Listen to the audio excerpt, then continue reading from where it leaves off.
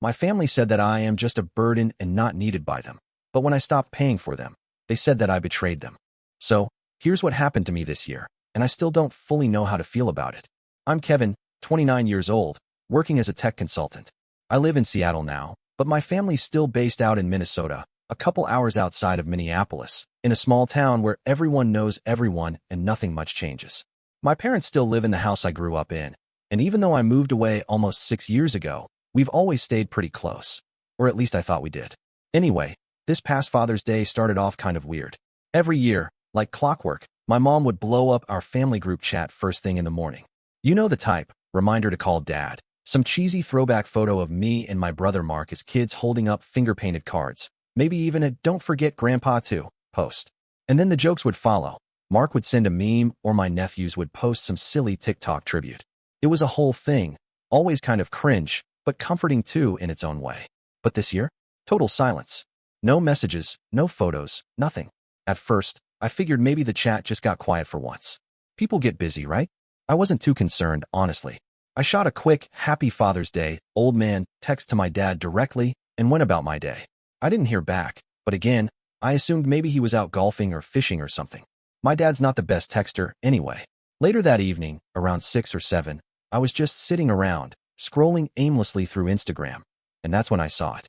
My brother's post popped up on my feed, a carousel of pictures from what looked like a full-on family fishing trip. And not just a casual one, either. I'm talking boat rentals, matching flannel shirts, cooler full of beers, even the dog was wearing a little life vest. Everyone was there. My dad, obviously. Mark. My sister-in-law, Jenna. My nephews, Eli and Ben. Even our cousin, Nate, who lives 2 hours away. Everyone except me. The worst part? The location tag. Lake Everett. That's our lake. The one we used to go to every summer growing up. The one where I learned how to bait a hook, where Dad taught us to skip stones, where we roasted marshmallows and slept under those noisy green canvas tents that always smelled like mildew and smoke. I just stared at the photo of them all laughing by the water, holding up a string of fish, my dad's arm around Mark's shoulders. I didn't even know they were planning a trip. I clicked through Mark's post, and it got worse. Photo after photo, captioned with inside jokes. "Still can't outfish Dad. Ben's first catch. Everett never disappoints." All posted just a few hours ago. They were probably still up there, sitting around the fire, cracking beers, telling stories. And here I was, in my apartment eating leftover pad thai, and thinking maybe the group chat was just quiet today. I didn't know what to think. At first, I assumed it had to be some kind of mistake. Maybe it was last minute.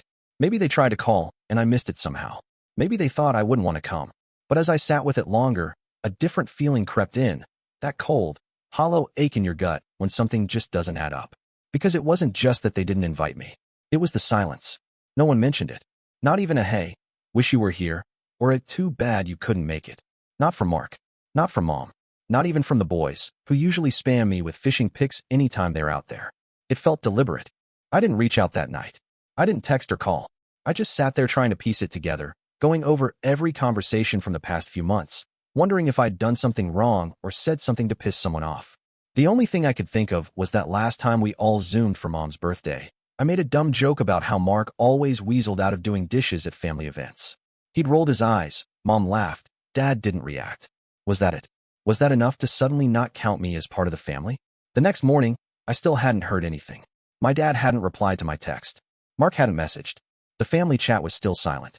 I debated calling, but I didn't want to seem needy or desperate. I told myself I'd just wait a few more days and bring it up casually. But deep down, I knew I wasn't imagining it. They didn't forget me. They chose not to include me. And that hurt in a way I wasn't prepared for.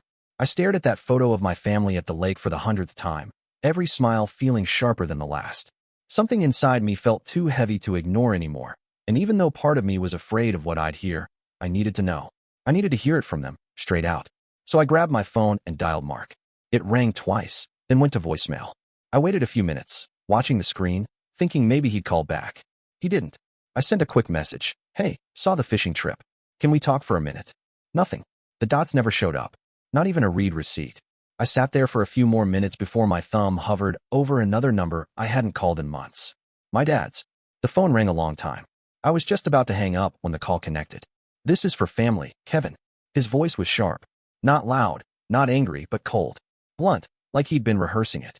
"You're not with us like Mark and his kids." There was a pause, and for a second I thought maybe he'd walk it back, but instead, he added, and I'll never forget how casually he said it, "You are a disappointment. I don't tell people you're my son anymore." I didn't say anything at first. My throat went dry. I didn't even know where to begin. Before I could try to speak, I heard my mom's voice in the background, closer than I expected, like she was sitting next to him. "Don't do this today, Kevin," she snapped, suddenly on the line too, as if she'd picked up the other phone. "Why do you always have to make things difficult? Why can't you just leave it alone and let us have one nice day?" "I didn't know you were going," I said, calmly, because if I let myself react the way I wanted to, I'd lose it. "I just wanted to understand." "You don't need to understand," she said, already defensive. "You cause problems. Every time. You always find a way to ruin things. This day isn't about you." I felt this strange stillness settle over me, like my body had given up trying to fight the shock. My dad didn't say anything else, didn't even try to soften the blow. He'd said what he wanted to say. "I understand," I said. That was all. No yelling, no guilt tripping, no begging for an explanation. I just said it plainly. Then I hung up. I sat there with the phone still in my hand, staring at the quiet screen, my reflection dim in the black glass. No messages came through. No calls. Nothing. Just silence. That night, I lay on my back in bed, eyes wide open, staring at the ceiling fan turning slowly above me. Something in me had changed. There was no explosion of emotion, no dramatic tears or long-winded breakdown. Just a quiet, final sort of acceptance. It was done. Whatever idea I had in my head about who I was to them, it was over. And maybe it had been for a long time. I just never let myself see it until now. The next morning, I woke up with that same dull ache in my chest, the one that feels like grief but doesn't come with tears, just silence and a heaviness in your limbs. I didn't look at my phone right away. I knew there wouldn't be any messages, and even if there were, I didn't want to read them. I didn't want to hear Mark's excuses or Mom's vague attempts to reframe everything as miscommunication or bad timing. I wasn't interested in another round of empty rationalizations. So instead of waiting for more silence or half-truths, I stood up, stretched my arms, and walked into the kitchen with a sense of clarity I hadn't felt in years. I started with the fridge. It sounds dumb, but that was the part that hit first.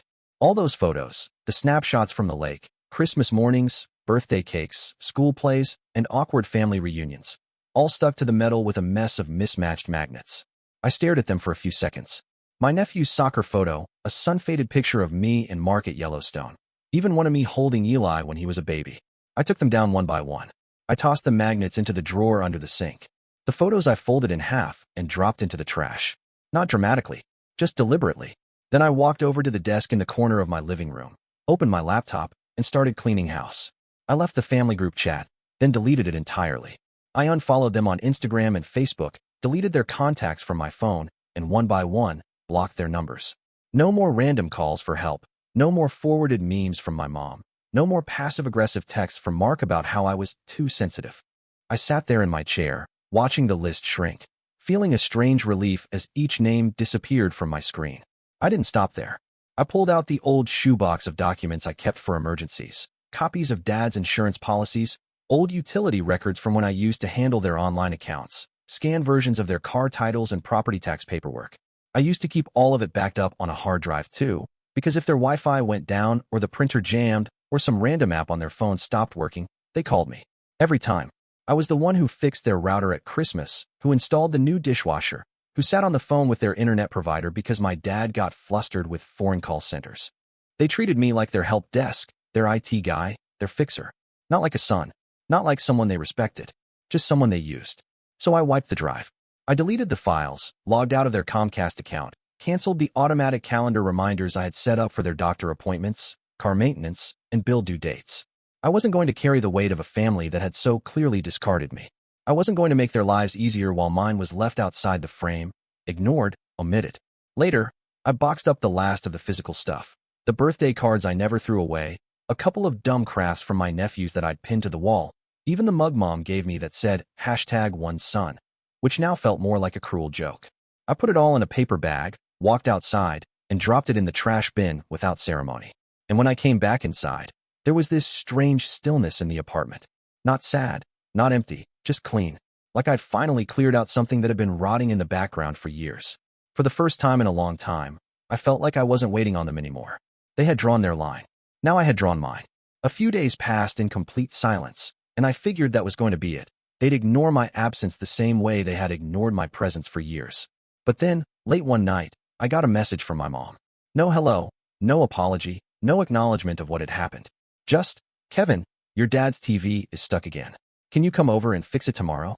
I stared at the message for a while, not because I was surprised, but because the tone was so casual, so familiar, like none of it had ever happened. Like I hadn't heard my father say he doesn't tell people I'm his son anymore. Like I hadn't heard her accuse me of trying to ruin their day. Just a task, dropped in my lap like always. I didn't respond. I didn't even type anything out and delete it like I used to. I just let the message sit there unread, not because I needed her to know I was ignoring it, but because I didn't know them even that much. And then it started. The family group chat, the one I had left and deleted, must have been recreated because the notifications began pouring in through a new thread. My brother was the first. So now you're ignoring mom? Real mature.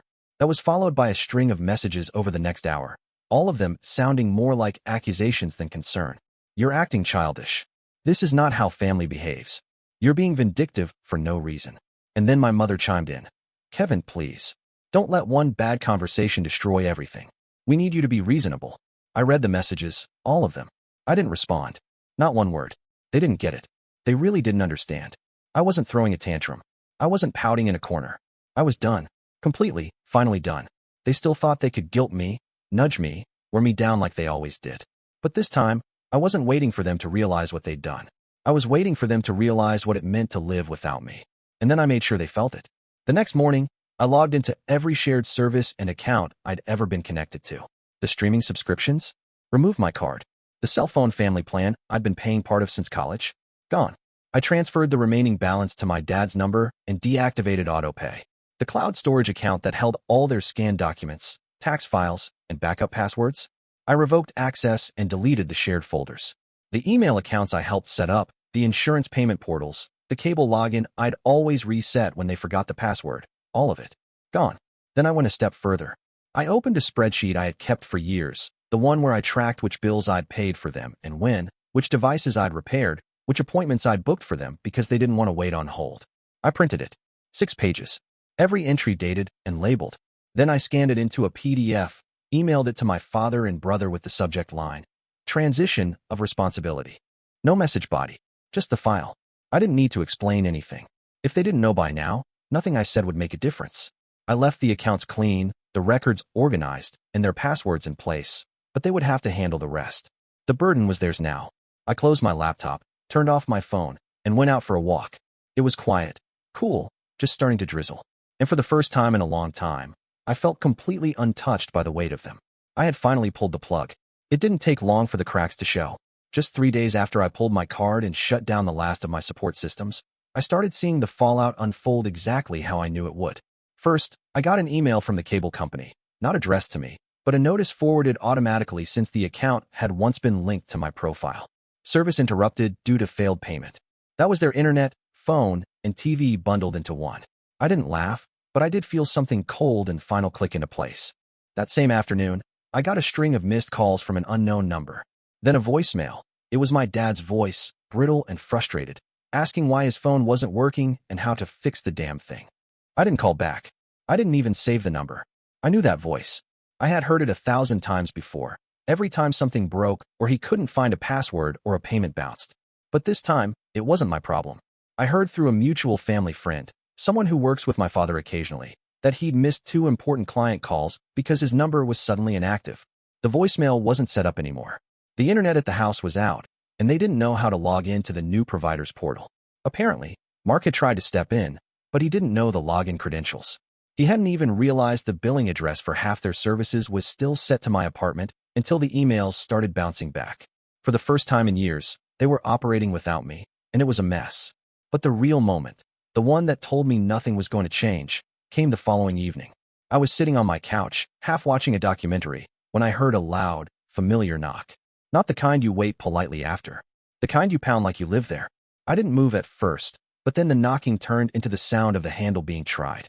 I got up slowly, walked to the door, and opened it just as my mother pushed her way inside like it was still 2014 and she was here to drop off banana bread.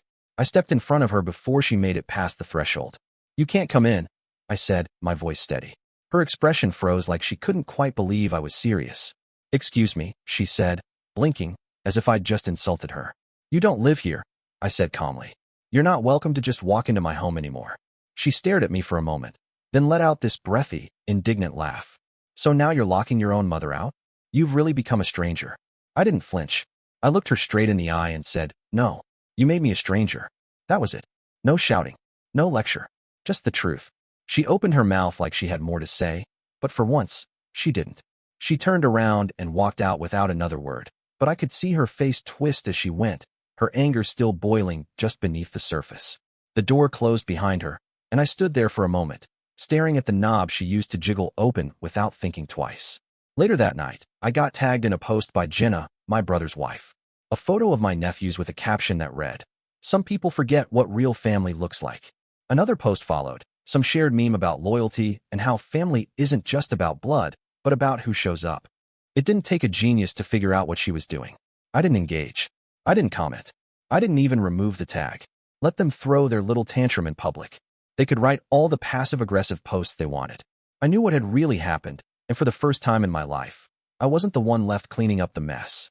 I wasn't checking in on them, not directly. But things have a way of getting back to you, especially when the people who used to rely on you have no idea how to manage without you. A week after I cut everything off, I heard through an old co-worker of my dad's, someone I'd helped once with a software issue during a barbecue, that my father's business had hit a wall. Not a bump. A wall. Apparently, he couldn't access his own website's backend anymore. The email tied to the recovery process was one I'd set up for him years ago. The domain hosting, the analytics dashboard, the payment gateway, even the customer chat support. All of it ran through platforms that had been under my account or attached to my number for two reasons. One, because he didn't want to deal with all that internet crap. And two, because he didn't know how. It was never a problem before, because I always handled it. When a plugin failed, I fixed it. When a customer complained through a form, I responded and filtered it back to him. When he forgot his login again, I reset the password and emailed him a screenshot. I did it because I thought it mattered, and because I thought I mattered to him. Now the site was down. No access. No orders processed in 4 days. No auto-responses going out. His business, the one he was so proud of, the one he told people he built from scratch, was falling apart because the digital foundation he'd taken for granted was suddenly gone. My phone started getting missed calls from strange numbers, different area codes. I let them all ring out. Then one voicemail finally came through, a voice I recognized immediately. It was my father. His voice was tight, cracking in places I wasn't used to hearing. "I hope you're happy," he started. "Because you're destroying everything I built. I can't even get into my own accounts now. Clients are calling. I'm losing orders, and this is your fault. You're tearing the whole thing down just to make a point." He didn't say my name. Not once. I played the message once. Then I deleted it. There was a time when a voicemail like that would have dragged me out of bed in a panic, had me rushing to fix everything just to restore some imaginary sense of peace. But not anymore. I wasn't their emergency contact. I wasn't their tech department. I wasn't their son, not according to him. I was just the guy who made everything run smoothly until it didn't serve them anymore. So this time, I said nothing. I didn't respond. I didn't call back. I didn't even feel tempted to type out a reply. There was only silence from my end. The same silence they gave me when they took that trip to the lake without a word. It had been quiet for a few days, the kind of quiet that doesn't feel peaceful, just loaded. I had a feeling it wouldn't last, and sure enough, late one afternoon, there was a pounding at my door. Not a knock. A closed fist, hammering like someone was ready to break it down. I looked through the peephole and saw Mark standing there, jaw tight, fists clenched at his sides, pacing slightly like he was trying to talk himself out of doing something stupid. I opened the door just enough to block his view inside, kept my hand on the edge. "We need to talk," he said, already raising his voice. "Not here," I said, keeping my tone flat. He took a step forward like he was going to push his way in, but I planted my foot hard against the base of the door and shoved it just enough to make my point. "No," I said. "You're not coming in." "What the hell is wrong with you?" he snapped. "You think you're better than us now? You think you can just disappear and screw everyone over?" I didn't answer. I didn't owe him an explanation anymore. "You left Dad's business hanging. You left Mom crying. You're acting like a little." I said, "Get out." I cut in, my voice low but sharp enough to stop him mid-rant. He stared at me like he didn't recognize the person standing in front of him. Maybe he didn't. Or maybe he was just shocked I wasn't folding the way I always used to. Eventually, he turned, muttering something under his breath, and stormed down the hallway, the door slamming behind him as I closed it. I stood there for a long minute, heart racing but steady, then locked the bolt. A few days later, I was at the store picking up groceries, half distracted, when I heard someone say my name. I looked up and saw my dad, standing at the end of the aisle near the paper towels, hands in his pockets like he hadn't left that message accusing me of destroying his life. He walked over before I could decide whether to turn and leave. "We need to fix this," he said, like that was something we could just do in the middle of a supermarket. I didn't say anything. I waited. "You've made your point," he went on. "But this isn't how family treats each other. You're being selfish." There it was again. No apology. No acknowledgement of what he said on the phone, of how he'd cut me out, of how I'd been treated like a tool instead of a person. I looked him in the eye and said, clear and calm, "Either I'm part of the family, or don't expect me to act like a relative. You don't get both." He scoffed. "That's what this is about. Titles? Ego." "No," I said. "It's about respect. You don't get to insult me, exclude me, and then act like nothing happened when you need something." That's when the yelling started. Right there in the aisle. He raised his voice, said I was ungrateful, said I was abandoning them, said I'd regret this. People turned to look. I didn't flinch. I just stood there until he ran out of steam and stormed off, leaving his half-full cart in the aisle. I picked up the last item on my list and walked to check out like nothing had happened. Because for me, nothing had. Not really. The damage had been done long before that aisle. By the end of that week, the flood began. It started with a message from Mark. One sentence, no punctuation. "Can we talk?" Then another. "This has gone too far." I didn't open them.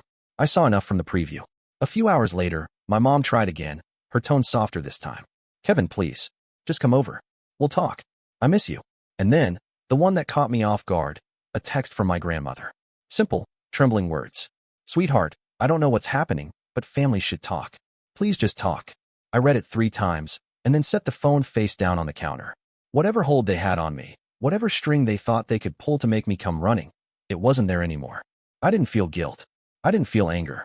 I didn't feel anything that would have driven me back through that door. There was a time when their words would have unraveled me, when any suggestion of being the bad son, the ungrateful one, would have pulled me into hours of anxiety and overthinking. But not now. Now I just watched the messages stack up like unread mail from a former life. I could see it clearly, finally, the way things used to work. The quiet hierarchy where my value was tied to how useful I was, where love was conditional on performance, and where loyalty only flowed in one direction. Without my labor, without my quiet compliance, the structure was collapsing. The business was stalling. The home was offline. Their routines were broken. And through all of it, none of them had offered real accountability. Just panic, just bargaining, just attempts to pull me back into a role I no longer accepted. So I let it fall. And that night, I slept like I hadn't in years. No racing thoughts, no mental checklists, no replaying of conversations trying to figure out how to fix everything. Just quiet. Stillness. Peace. The kind that doesn't come from resolution or reunion, but from release. The kind of peace that settles into your bones when you stop trying to be understood by people who never really saw you. When you let go of the version of yourself that existed solely to keep the machine running. I woke up the next morning to sunlight on my face, a clean inbox, and the absence of noise.